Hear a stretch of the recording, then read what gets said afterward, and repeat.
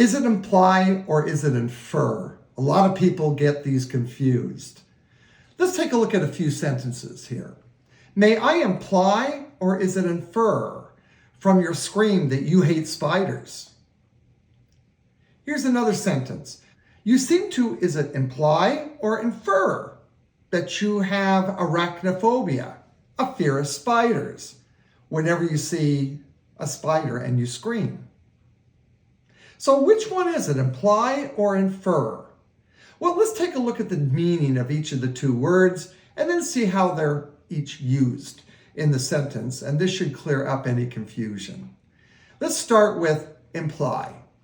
Imply comes from the word implication, and it has a form of imply, I-M-P-L-I-C-A-T-I-O-N. It has that word imply in implication, and it simply means a subtle suggestion or a subtle hint at something, is to imply something. On the other hand, we have infer.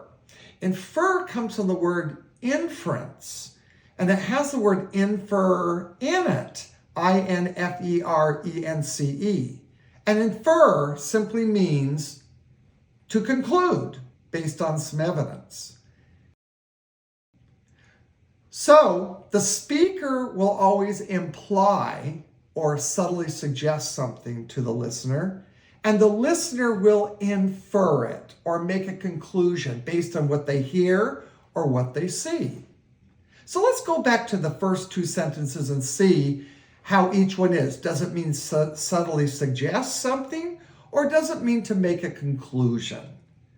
So sentence number one again, let's go back to that. May I infer from your scream that you hate spiders? May I conclude that? I'm the viewer there. Or sentence number two, you seem to imply, make a suggestion subtly, that you have arachnophobia, a fear of spiders, whenever you scream when you see a spider. So basically, the speaker implies or suggests something, and the listener or the viewer will infer or make an inference, a conclusion based upon something. And there is your basic difference between the two words. So let's take a look at some sentences now and see if you can now tell the difference between imply and infer. Here we go. From the smile on your face, you implied, or is it inferred, that you had good news for me? Well, are we suggesting something or are we concluding something? From the smile on your face, you suggested that you had good news. So it's going to be implied. Next sentence. What am I to imply or infer from the wink and the smile you gave me? What am I to conclude?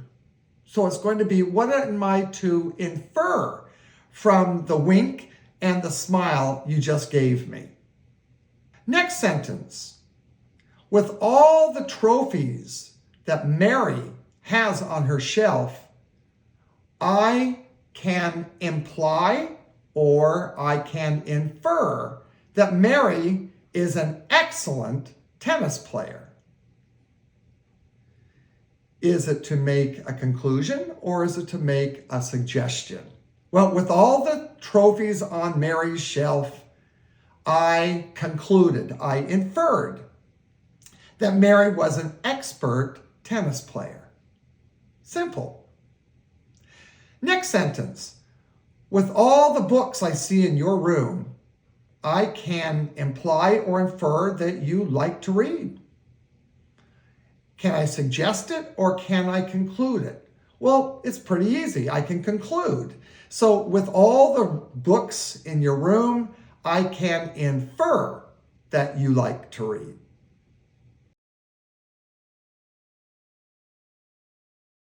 And the last sentence I'd like you to see is, because John refuses to sleep in the hotel's 13th floor, John must be implying or inferring that he has a fear of the number 13 called triskaidekaphobia.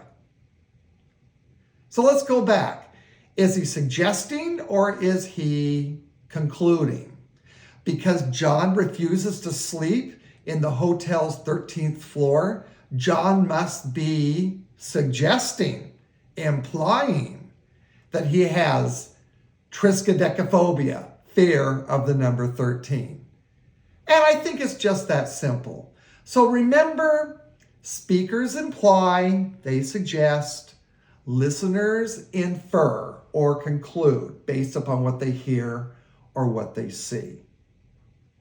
And so to conclude, I'd just like to say from the number of responses from my TikTok videos lately, I can infer, and you implied to me, that you would like me to continue teaching you grammar. And all I can say to that is, I would be honored to do that. It would be my absolute pleasure to be with you and to teach you as much grammar as you would like to know. And thank you so much for your support.